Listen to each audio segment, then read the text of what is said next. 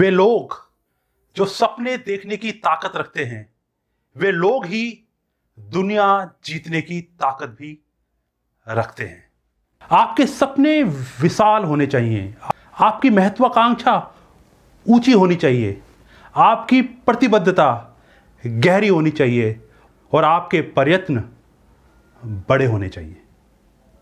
यदि आप गरीब पैदा हुए हैं तो इसमें आपका कोई दोष नहीं है, पर यदि आप गरीब मरते हैं तो इसमें आपका ही दोष है।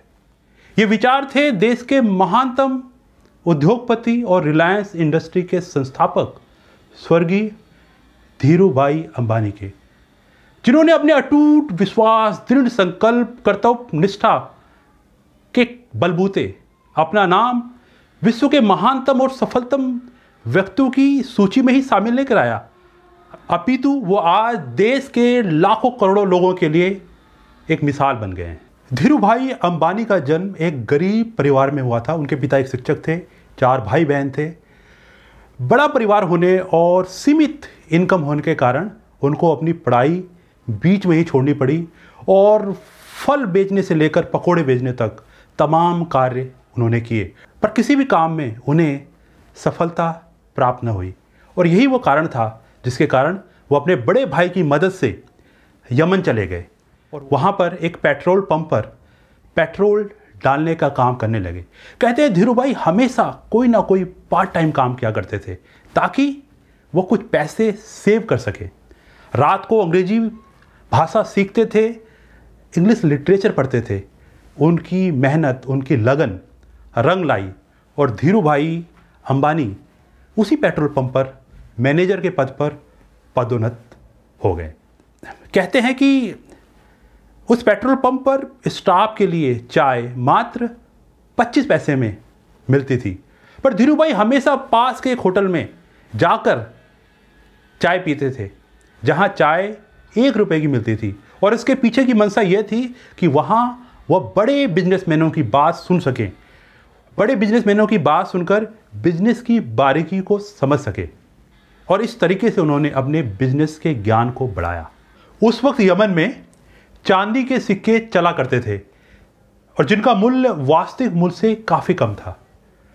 और धीरूभाई अंबानी ने चांदी के सिक्कों को गलाकर ब्रिटेन एक्सपोर्ट करना चालू किया। और जब तक यमन की सरकार को इस बारे में पता चलता तब तक वह काफ़ी बड़ा मुनाफा कमा चुके थे। यमन की आज़ादी के परवान चढ़ने के साथ ही प्रवासी भारतीयों का वहाँ रहना मुश्किल होता जा रहा था, जिसके कारण वो भारत आ गए।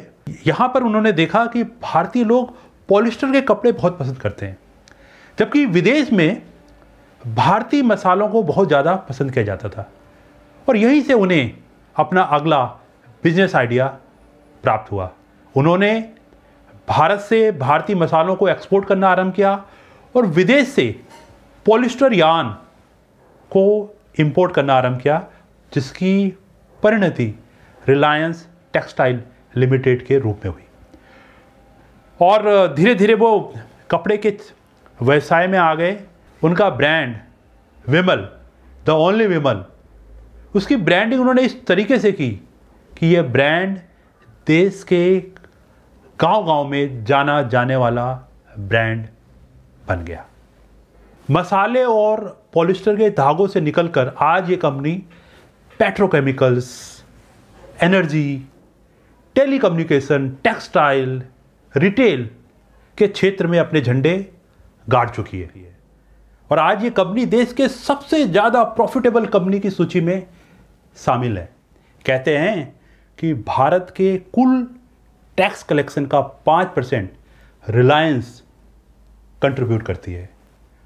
और यही कारण है कि ये कंपनी देश की पहली कंपनी है कि जो फॉर्च्यून 500 कंपनियों की सूची में शामिल हुई थी।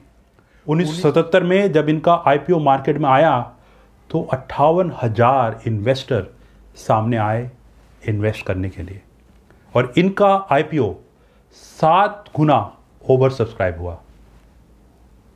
पद्म विभूषण से सम्मानित धीरूभाई अंबानी 69 वर्ष की उम्र में जब इस दुनिया से विदा हुए तो अपने पीछे छोड़ गए 62,000 करोड़ रुपए का साम्राज्य।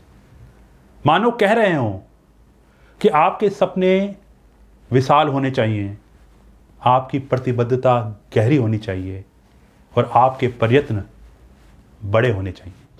यदि आप मेरे चैनल पर नए हैं तो कृपया करके मेरे चैनल को सब्सक्राइब कीजिए, लाइक कीजिए, कमेंट कीजिए और शेयर कीजिए। यदि आप मेरे अगले ऑनलाइन पब्लिक स्पीकिंग कोर्स की डेट और डिटेल जानना चाहते हैं तो आप मुझे मैसेज करें मेरे इस व्हाट्सएप नंबर पे 9899967309 और मैं आपसे शेयर करूंगा सारी डिटेल कि आप इस कोर्स में कैसे रजिस्टर कर सकते हैं। धन्यवाद।